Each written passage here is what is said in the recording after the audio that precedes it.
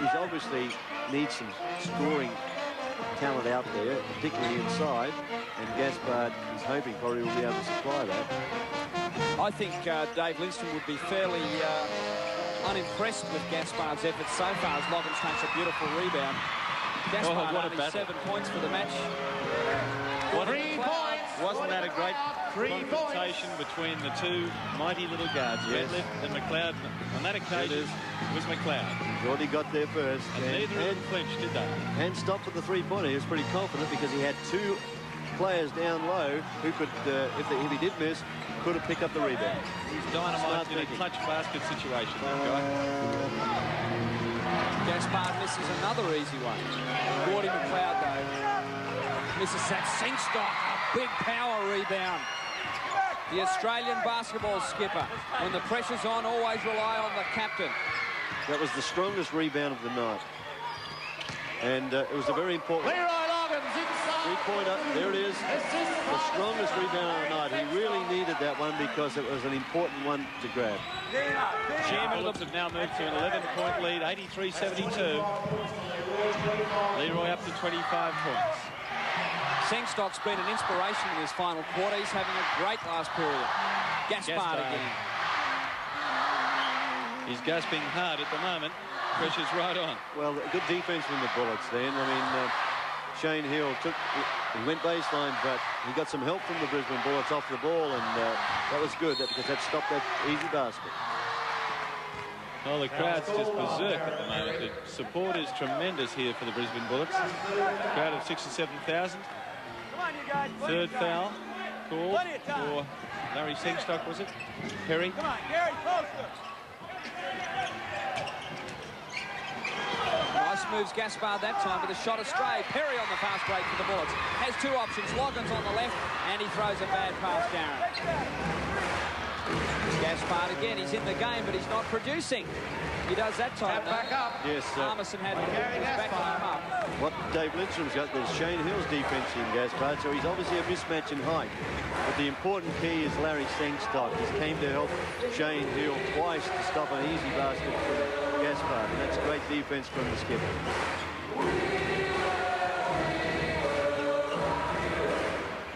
Leroy. Easy. Turns around. Turnaround 2 jump shot. points. Bread and butter stuff. Bread and butter for Leroy. He loves it in that shot. Just lays back. Flips it in. You can see that situation just then. Gaspard took Shane Hill again. That's the third time straight. But Larry was there to help. To 1 and 1. Coach Brian Curl has just made the switch, Peter. Leroy to Gaspard, Shane Hill to Leroy's there. He makes it. He gets another one. He makes it. As they're into a team foul situation, the Brisbane Bullets.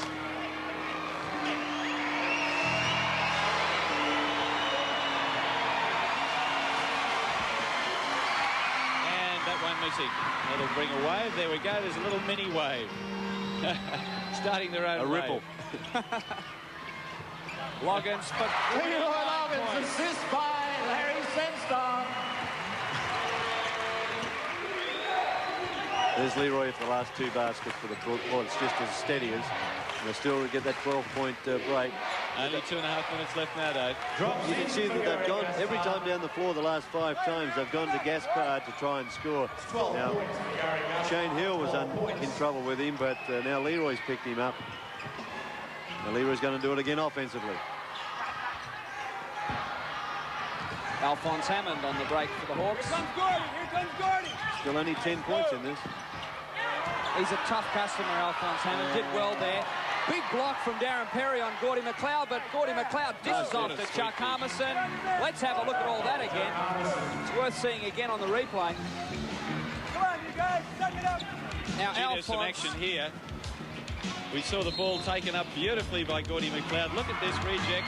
And then a sweet little dish off to Chuck Armisen. Foul called on Chuck Armisen. Substitution, the Brisbane Bullets. So it's only 8 points the difference. And Simon Curl coming on, 87-79. And 1 minute 45 left on the clock. Would you have done that, Dave? That's throwing him into the bull ring, isn't it? Yeah. Well, I mean, I think a couple of mistakes. The kid's capable, but he's got some experienced players out there. And I think the Bullets now in this timeout, what they'll be prepared to do is look after the ball. And you'll see the experienced players of Radcliffe, Leroy, and Sengstock. They'll take the shots in the last minute and a quarter. It's funny, isn't it, how a coach tends to put a young rookie on for experience in the last few minutes of a game, which ironically is always the most tense. Yes, it's really a tough position for young Simon to come up. He's got good ball skills. Whether he's going to be a little overawed by this situation. Well, he's 17. He's 190 centimetres tall, not quite as big as his dad. Won All-Australian honours under 18 last year, played for Redlands and Brisbane. And he's off to the States in September for 4 years of college. As Paul Webb did. He may not come on immediately. It must be... Well, he's warming up. Cyborg. I think Brian Curl would be prepared to just hang on and see if we can score this time down, stretch it to 10, get it down to about the minute quarter, and then Simon Curl may come in for that last minute. Leroy has 28 points. He shot 55% after not scoring for the first 15 minutes of the game.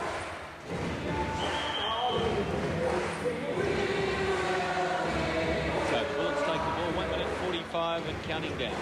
Lead of 8.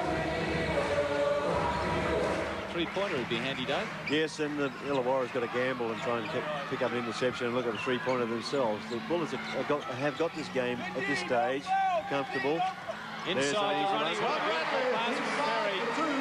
That stretches it to 10, and that's a good cushion now. Here it is on our replay. Nice pass. Lovely assist from Darren Perry. Good position from Radcliffe. Sengstock again. Timeout.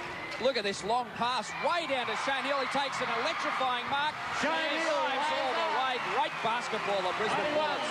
79. One pass the length of the court. And when you consider he took that over a jumper like when Gaspard was there, and he took it over Gaspard, it was a great lead.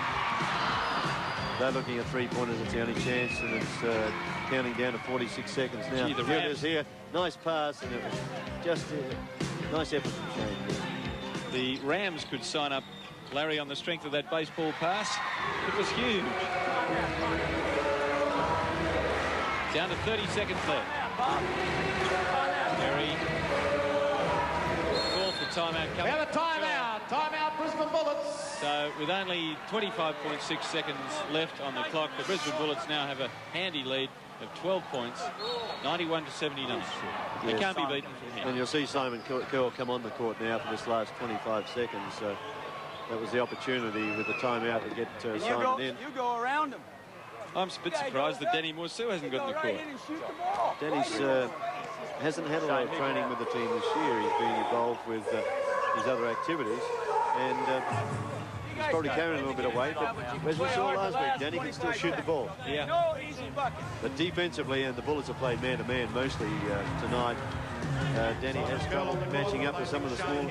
And Danny's probably glad he didn't get out there, because Larry Sengstock notched a milestone 800,000. Danny's still on 499. That's the final tally, 91 to 79. Looking at the individual points, Leroy Loggins, MVP on the night with 29 points after being scoreless for the first 15.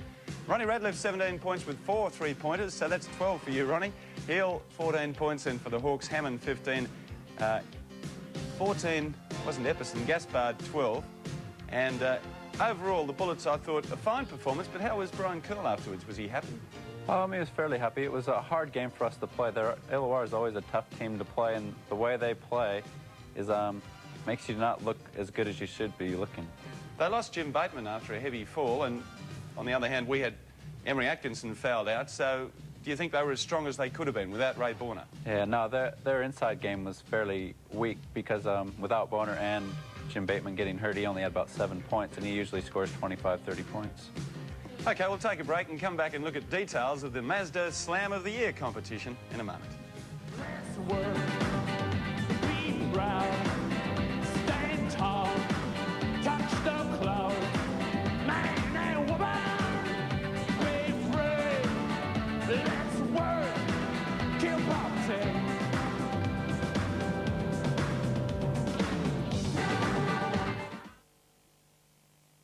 Munch, munch. Crunch, crunch. Munch, munch. Crunch, crunch. Munch, munch, munch, munch. Crunch, crunch. Crunch, munch, munch. Crunch, crunch. Munch, munch. Crunch, crunch. Munch, munch. Crunch, crunch. Munch, munch, munch, munch. Crunch, crunch. Munch, munch. Delicious, nutritious, natural. Rediscover the taste that only fresh can give. When it comes to the crunch, it's got to be fresh, naturally. It can project you to 100 kilometers per hour in 7.7 seconds. It sets new standards in automotive technology and design. It features sophisticated ABS braking. Drive the unique experience that is the all-new 2.2-litre fuel-injected, intercooled, turbocharged Mazda MX-6 with 3-year warranty. It's one of a kind.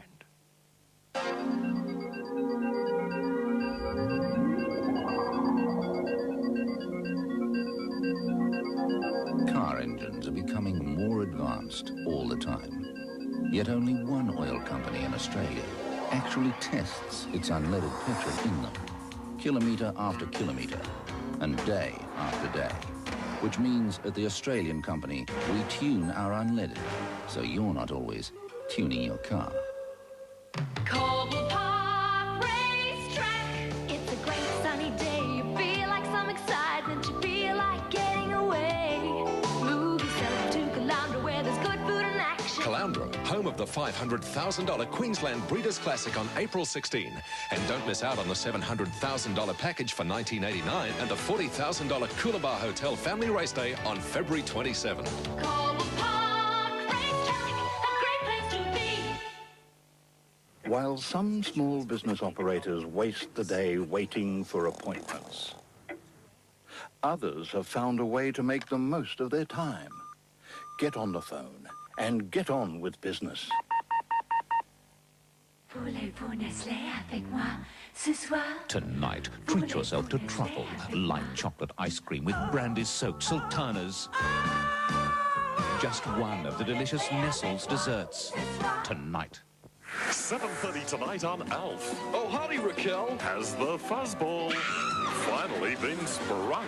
Be on the lookout for this hideous-looking space creature. Mrs. Ochmonok thinks she's losing her marbles. I think she's wacko. So ALF arranges a special live telecast. There are many things in this universe you are not meant to understand. Including a special request for his next-door neighbor. Also, I notice you don't have a cat. Remedy that. ALF plus Valerie, 7:30 tonight. So a successful weekend for the Brisbane Bullets, not so successful for the Illawarra. The Spectres 99-97. The 36ers bounced back to the winning list 148-118. The Wildcats beat the Saints 129-118. North Melbourne Giants 144 thrashed the Geelong Supercats again 117, and the Bullets, of course, 91 beat the Hawks 79. So the Bullets still undefeated on top of the table on percentage. Well, we talked about the Mazda Slam of the Year contest. Peter Landy explains the details. Here's a once-in-a-lifetime chance to win a Mazda RX-7, the once-in-a-lifetime sports car. Enter the Mazda Slam of the Year competition. Throughout the NBL basketball season, Sevens commentators will select the Slam Jams of the weekly games, which you can see during this week's NBL game. Then, before the NBL Grand Final, Bill Palmer will select his top 6 slams, guess his #1 Slam of the Year, and enter the competition. The NBL player will receive $2,000. Watch this week's NBL game for your chance in the Mazda Basketball Slam of the Year competition. That should really be something to go for, Glenn. Yeah, certainly a great competition. Ron, I'd just like to ask you before we wrap up today's game, the Bullets away. Now, traditionally, the Bullets away down in Melbourne have had to struggle. They did last year. What do you think is going to happen down there at Melbourne next weekend? I think we'll play well. It's getting harder and harder to play road games. And when we go to Melbourne, we play on the Saturday night, and then we play the Melbourne Tigers on Sunday afternoon, which is really hard to play at night and then come right back and play in the afternoon. Thanks, Ronnie, for coming in, and we'll have live coverage of that game in our NBL show next weekend, as well as the match between Adelaide and Sydney. So join us then, won't you, next weekend at 12. And just before we leave you, the Aztec Stadium's got its famous wave. Well, last night at Boondall, we had their version, the microwave. Starting their own a ripple. wave. That's it in NBL today. We'll be taking you down to Huntingdale for the golf in just a moment.